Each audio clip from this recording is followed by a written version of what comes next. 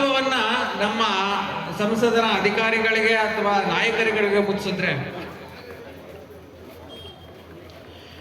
ಅದನ್ನ ಮುಟ್ಟಿಸಿದ್ರೆ ಅವರು ಅದು ಸಿಗುವಂತ ಪ್ರಯತ್ನದಲ್ಲಿ ಮಾಡ್ಬೋದು. ಈಗ BTS ನಾಗರಾಜ್ ಅವರು ಬಿನ್ನಿಪೇಟೆ ಎಕ್ಸ್ ಕಾರ್ಪೊರೇಟರ್ ಆಗಮಿಸ್ತಾ ಇದ್ದಾರೆ. ಹೀಗಾಗಿ ಕಾರ್ಮಿಕರಿಗೆ ಬರೀ ಒಂದು ವೇತನ, ಒಂದು ಕಾರ್ಯಪದ್ಧತಿ ಅಥವಾ ಒಂದು ಟೈಮಿಂಗ್ಸು 8 ಗಂಟೆಗಳ ಕಾರ್ಯಕ್ಷೇತ್ರ ಇದಷ್ಟೇ ಅಲ್ಲದೆ ಅವ್ರಿಗೆ ಪ್ರತಿ ಕ್ಷಣವೂ ಪ್ರತಿದಿನವೂ ಗೌರವವನ್ನು ಸಮರ್ಪಿಸುವ ನಿಟ್ಟಿನಲ್ಲಿ ನಾವೆಲ್ಲ ಒಂದು ಪಣವನ್ನು ತೊಟ್ಟು ಪ್ರತಿಯೊಂದು ಕಾರ್ಮಿಕರು ಉನ್ನತ ಮಟ್ಟದಿಂದ ಕೆಳಗಿನ ಕಾರ್ಮಿಕನವರೆಗೆ ಎಲ್ಲಿ ಮಾನ್ಯತೆ ಸಿಗುತ್ತೆ ಆವಾಗ ರಾಷ್ಟ್ರ ನಿರ್ಮಾಣ ಅಭಿವೃದ್ಧಿಯಾಗಿ ಉನ್ನತಿಯ ಸ್ಥಾನದಲ್ಲಿ ಇರುತ್ತೆ ಅಂತ ಬಾಬಾ ಸಾಹೇಬರು ನಮ್ಗೆ ಹೇಳಿದ್ದಾರೆ.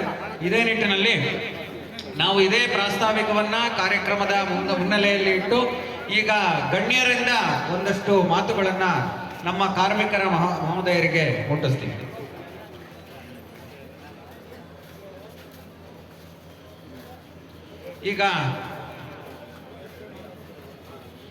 ಈಗ ನಮ್ಮ ಗಾಂಧಿನಗರದ ವಿಧಾನಸಭಾ ಕ್ಷೇತ್ರದ ಕರುಣಾಕರ್ ಯಾದವ್ ಜಿ ಅವರು ನಮ್ಮ ಕಾರ್ಮಿಕರನ್ನ ಕುರಿತು ಒಂದೆರಡು ಮಾತುಗಳನ್ನು. ಎಲ್ರಿಗೂ ನಮಸ್ಕಾರ. ಒಂದು ಸುಡ ಬಿಸಿಲಲ್ಲಿ ನೀವೆಲ್ಲರೂ ಕೂಡ ಈ ಕಾರ್ಯಕ್ರಮಕ್ಕೆ ಬಂದಿದ್ದೀರಾ. ನಾನು ಹೆಚ್ಚು ಸಮಯ ತಗೊಳ್ಳಿಕ್ಕೆ ಹೋಗೋದಿಲ್ಲ.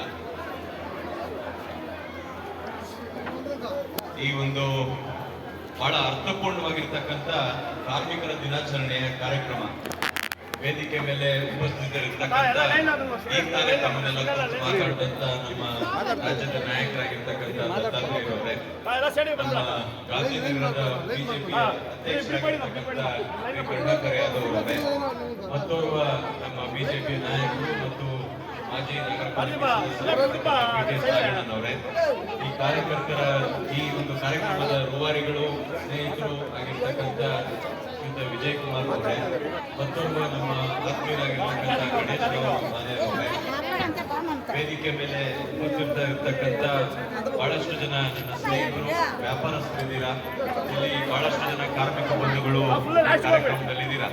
ಒಂದು 5 ನಿಮಿಷ ಇರೋಲ್ಲ, 5 ನಿಮಿಷ ಇರಿ,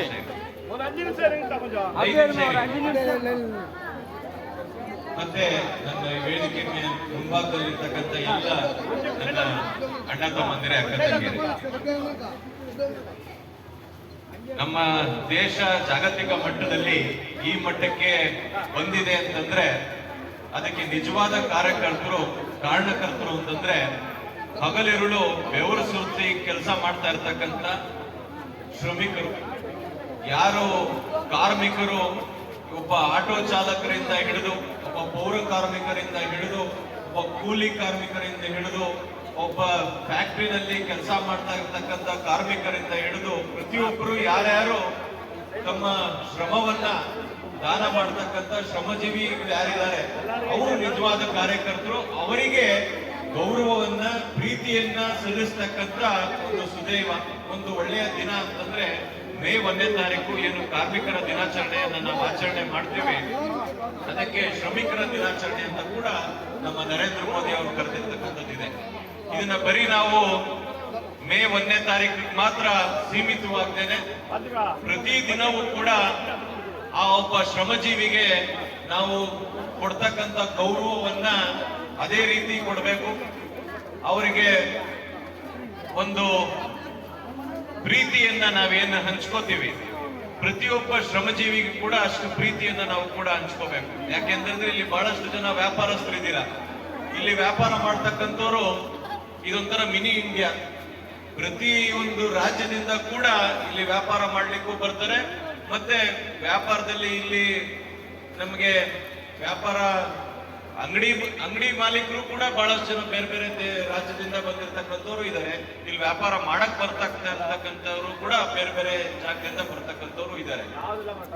ಅವ್ರಿಗೂ ಕೂಡ ಉಸಿರಾಡಕ್ಕೆ ಇವತ್ತು ಅವಕಾಶ ಇದೆ ಅಂತಂದ್ರೆ ಇಲ್ಲಿ ಕಾರ್ಮಿಕರು ಅಂತ ಹೇಳಲಿಕ್ಕೆ ಇಷ್ಟಪಡ್ತೀನಿ. ಯಾಕೆ ಅಂತಂದ್ರೆ ಅವರು ಶ್ರಮ ಪಟ್ರೆ ನಾವೆಲ್ಲರೂ ಕೂಡ ಇಲ್ಲಿ ಸುಖವಾಗಿರ್ತಕ್ಕಂಥದ್ದಾಗ್ತದೆ. ಇಲ್ಲಿ ಒಬ್ಬ PK ಯಾರೋ ಒಬ್ಬ ಪೌರ ಕಾರ್ಮಿಕ ಕೂಡ ಅವನು ಬೆಳಗ್ಗೆ ಎದ್ದು ಅವನ ಕೆಲಸವನ್ನ ಅವನು ಜವಾಬ್ದಾರಿಯನ್ನ ನಿರ್ವಹಿಸ್ತಾ ಇದ್ರೆ ನಾವಿಲ್ಲಿ ಓಡಾಡ್ಲಿಕ್ಕೆ ಆಗೋದಿಲ್ಲ. ಇಲ್ಲೊಬ್ಬ ಆಟೋ ಚಾಲಕ ಅವನ ಕೆಲಸವನ್ನ ಮಾಡ್ಲಿಲ್ಲ ಅಂತಂದ್ರೆ ನಾವಿಲ್ಲಿ ವ್ಯಾಪಾರ ಮಾಡ್ಲಿಕ್ಕೆ ಆಗೋದಿಲ್ಲ. ಹಾಗಾಗಿ ಪ್ರತಿಯೊಬ್ಬರ ಮನುಷ್ಯ ಯಾರ್ಯಾರು ಅವನ ಶ್ರಮವನ್ನ ಪಟ್ಟಿರ್ತಕ್ಕಂಥದ್ದಿದೆ ಅವರೆಲ್ಲರಿಗೂ ಕೂಡ ಇವತ್ತು ನೆನೆಸ್ಕೊಳ್ಬೇಕಾಗಿರ್ತಕ್ಕಂಥ ನಮ್ಮ ಒಂದು ಒಳ್ಳೆಯ ದಿನ. ಹಾಗಾಗಿ ಈ ಒಂದು ಅರ್ಥಪೂರ್ಣವಾದಂತ ಕಾರ್ಯಕ್ರಮ ಅವ್ರಿಗೆಲ್ರಿಗೂ ಕೂಡ ಗೌರವವನ್ನು ಸಲ್ಲಿಸಬೇಕು. ಅವರಿಗೆ ಬೇರೆ ಬೇರೆ ರೀತಿಯಲ್ಲಿ ಅವರಿಗೆ ವಿಮೆ ಮಾಡ್ಕೊಡ್ತಕ್ಕಂಥ ಕೆಲಸವನ್ನ ಮತ್ತೆ ಅವರಿಗೆ ಸಹಾಯ ಮಾಡ್ತಕ್ಕಂಥ ಕೆಲಸವನ್ನ ಏನು ಇವತ್ತು ವಿಜಯ್ ಕುಮಾರ್ ಅವರು ಹಮ್ಮಿಕೊಂಡು ಇವತ್ತು ಕಾರ್ಯಕ್ರಮವನ್ನ ಆಯೋಜನೆ ಮಾಡಿರ್ತಕ್ಕಂಥದ್ದಿದೆ. ನಿಜಕ್ಕೂ ಅವರಿಗೆ ಅಭಿನಂದನೆ ಸಲ್ಲಿಸಲಿಕ್ಕೆ ಇಷ್ಟಪಡ್ತೇನೆ. ಇದೇ ರೀತಿ ಮುಂದಿನ ದಿನಗಳಲ್ಲೂ ಕೂಡ ನಾವು ಬಡವರ ಪರವಾಗಿ ಕೆಲಸವನ್ನ ಮಾಡಿ ನಿಮ್ಮ ಜೊತೆಗೆ ನಾನು ಕೂಡ ಯಾರಿಲ್ಲಿ ಶ್ರಮಿಕರಿದ್ದಾರೆ ಅವರ ಧ್ವನಿಯಾಗಿ ನಾನು ಕೂಡ ನಿಂತ್ಕೋತೀನಿ. ಅವರ ಕಷ್ಟ ಸುಖಗಳಲ್ಲಿ ನಾನು ಕೂಡ ಭಾಗಿಯಾಗ್ತೀನಿ. ನಾವು ಮುಂದಿನ ದಿನಗಳಲ್ಲಿ ನಾವು ಏನು ಅಧಿಕಾರಕ್ಕೆ ಬಂದ್ರೆ ನಮ್ಮ ರಾಜ್ಯದಲ್ಲಿ ಕೂಡ ಇವಾಗ ಕೇಂದ್ರದಲ್ಲಿ ನಾವು ಅಧಿಕಾರದಲ್ಲಿದ್ದೇವೆ. ಬಿಜೆಪಿ ಪಕ್ಷ ನರೇಂದ್ರ ಮೋದಿ ಅವರು ಹಲವಾರು ಕಾರ್ಯಕ್ರಮಗಳನ್ನ ಶ್ರಮಿಕರಿಗೋಸ್ಕರ ಮೀಸಲಿಟ್ಟಿರ್ತಕ್ಕಂಥದ್ದಿದೆ. ಆದ್ರೆ ತುಂಬಾ ಜನಕ್ಕೆ ಆ ಕಾರ್ಯಕ್ರಮಗಳು ಏನು, ಆ ಯೋಜನೆಗಳೇನು ಅನ್ನೋದು ಗೊತ್ತಿರ್ಲಿಕ್ಕಿಲ್ಲ. ಅದಕ್ಕೆ ನಾವುಗಳು ನಮ್ಮ ಬಿಜೆಪಿ ಕಾರ್ಯಕರ್ತರು ವಿಜಯ್ ಕುಮಾರ್ ಅಂತವರು ಅವಾಗೆ ಈ ಶ್ರಮ್ ಕಾರ್ಡ್ ಅಂತ ಇರ್ತಕ್ಕಂಥದ್ದಾಗಿರ್ಬೋದು, ರಾಜ್ಯ ಮತ್ತೆ ಕೇಂದ್ರ ಸರ್ಕಾರದಲ್ಲಿ ಕೊಟ್ಟಿರ್ತಕ್ಕಂಥ ಎಲ್ಲ ಯೋಜನೆಗಳನ್ನ ಅವ್ರಿಗೆ ತಲುಪಿಸ್ತಕ್ಕಂಥ ಕೆಲಸವನ್ನ ನಾವು ಮಾಡಬೇಕು. ಆಗ ಒಬ್ಬ ಕಾರ್ಮಿಕನಿಗೆ ಅದು ತಲುಪಿದ್ರೆ ಅವನ ಇಡೀ ಕುಟುಂಬಕ್ಕೆ ಅದು ಒಳ್ಳೇದಾಗ್ತದೆ. ಅವನ ಕುಟುಂಬದಲ್ಲಿ ಅವನ ಮುಂದಿನ ಪೀಳಿಗೆ ಯಾರು ಅವ್ರ ಮಕ್ಕಳಿರ್ತಾರೆ ಅವ್ರಿಗೆ ಒಳ್ಳೆ ಕಡೆ ಅವರು ವಿದ್ಯಾಭ್ಯಾಸವನ್ನ ಮಾಡಿಸ್ತಕ್ಕಂಥದ್ದಾಗ್ತದೆ. ಅವ್ರು ಒಳ್ಳೆ ಕಡೆ ಓದಿದ್ರೆ ಅವರು ಮುಂದಿನ ದಿನಗಳಲ್ಲಿ ಒಳ್ಳೆ ಕಡೆ ಕೆಲಸ ಸೇರಿ ಅವರು ಜೀವನದಲ್ಲಿ ಒಳ್ಳೆಯ ಪದವಿಯನ್ನ ಪಡಿತಕ್ಕಂಥದ್ದಾಗ್ತದೆ. ಹಾಗಾಗಿ ಪ್ರತಿಯೊಬ್ಬರಲ್ಲೂ ಕೂಡ ನಾವು ಏನು ಶ್ರಮಿಕರ ಜೀವನವನ್ನ ಹಸನು ಮಾಡಲಿಕ್ಕೆ ನಾವು ಕೂಡ ಶ್ರಮಿಸಬೇಕು. ಅದಕ್ಕೆ ನಾನು ಕೂಡ ನಿಮ್ಮ ಜೊತೆಲಿ ಇರ್ತೀನಿ, ಸದಾ ನಿಮ್ಮ ಜೊತೆಲಿ ಇರ್ತೀನಿ. ಮತ್ತೆ ಇಲ್ಲಿರ್ತಕ್ಕಂಥ ವ್ಯಾಪಾರಸ್ಥರು ಕೂಡ ಹೇಳಲಿಕ್ಕೆ ಇಷ್ಟಪಡ್ತೀನಿ. ಇಲ್ಲಿ ಸಮಸ್ಯೆಗಳು ನೂರಾರು ಇರ್ತಕ್ಕಂಥದ್ದಿದೆ. ನೀರಿನ ಸಮಸ್ಯೆ, ಮಳೆ ಬಂದಾಗ ನಮಗೆ ಬಹಳ ಭಯ ಆಗ್ತದೆ. ಹಳ್ಳಿಗಳಲ್ಲಿ ಮಳೆ ಬಂತು ಅಂದ್ರೆ ಖುಷಿ ಅವ್ರಿಗೆ. ಯಾಕೆಂತಂದ್ರೆ ಅವ್ರ ಬೆಳೆಗೆ ಮಳೆ ಬಂತು ಅಂತೇಳಿ ಕೆರೆ ಕುಂಟೆ ತುಂಬಿತು ಅಂತಂದ್ರೆ ಅವ್ರಿಗೆ ಬಹಳ ಖುಷಿ ಆಗ್ತದೆ. ಆದ್ರೆ ಸಿಟಿಲಿ ನಮ್ಗೆ ಮಳೆ ಬಂತು ಅಂತಂದ್ರೆ ಭಯ ಆಗ್ತದೆ. ನಿನ್ನೆ ಬಂದಂತ ಮಳೆ ಏನಾಯ್ತು ಅಂತ ನಮ್ಗೆಲ್ಲರಿಗೂ ಗೊತ್ತಿದೆ.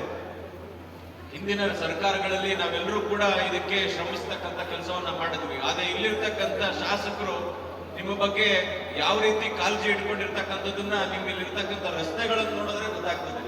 ಅವರು ಯಾರು ಕೂಡ ನಿಮ್ಮ ಬಗ್ಗೆ ಒಂದು ಒಳ್ಳೆ ಅಭಿಪ್ರಾಯನ ಇಟ್ಕೊಂಡಿಲ್ಲ. ಬರೀ ತಾತ್ಸಾರ, ಯಾವಾಗ ಕೇಳಿದ್ರು ಮಾಡ್ತೀವಿ ಅಂತ ಹೇಳ್ತಾರೆ. ಎಲ್ಲಾ ರಸ್ತೆಗಳನ್ನು ಅಗದು ಬಿಟ್ಟಿರ್ತಕ್ಕಂಥದ್ದು, ಮೋರಿಗಳನ್ನ ಅಲ್ಲಿ ಹೂಳೆತ್ತಂಥದ್ದು ಕೂಡ ಹೂಳೆತ್ತೋದಿಲ್ಲ. ಹೂಳೆತ್ತದೆ ಇದ್ದಾಗ ಮಳೆ ಬಂದಾಗ ಮಳೆ ನೀರು ನುಕ್ಕುವಂಥದ್ದು, ಇವೆಲ್ಲ ಸಮಸ್ಯೆಗಳಿದೆ. ಇವೆಲ್ಲವಕ್ಕೂ ಪರಿಹಾರ ಅಂತಂದ್ರೆ ನಮ್ಮ ಪಕ್ಷ ಅಧಿಕಾರ ಬಂದ್ರೇನೆ ಅದಕ್ಕೆ ಪರಿಹಾರ. ನಮ್ಗೆ ಒಂದು ಅವಕಾಶ ಮಾಡಿಕೊಟ್ರೆ ನಾವು ನಿಮ್ಮೆಲ್ಲರ ಸಮಸ್ಯೆಗಳಿಗೆ ಒಂದು ಪರಿಹಾರವನ್ನ ಕಂಡುಕೊಳ್ಳೋಣ, ಒಂದು ಶಾಶ್ವತವಾದಂತ ಪರಿಹಾರವನ್ನ. ಅದರಲ್ಲೂ ಚಿಕ್ಕಪೇಟೆಯಲ್ಲಿ ಇರ್ತಕ್ಕಂಥ ಪ್ರತಿಯೊಬ್ಬರು ನಿವಾಸಿಗಳು ಮತ್ತೆ ವ್ಯಾಪಾರಸ್ಥರು ಎಲ್ರಿಗೂ ಕೂಡ ಒಳ್ಳೇದಾಗ್ತಕ್ಕಂಥ ಕೆಲಸವನ್ನ